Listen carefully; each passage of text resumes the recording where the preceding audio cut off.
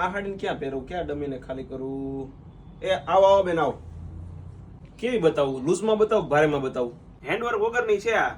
Handwork વાળી લે, પણ પેલા કીધું તું તમારે લૂઝ લે ભારે લેવી. હેન્ડવર્ક વગરની બતાવું, વાળી બતાવું, વાળી બતાવું. આ જો આ હેન્ડવર્ક વાળી છે.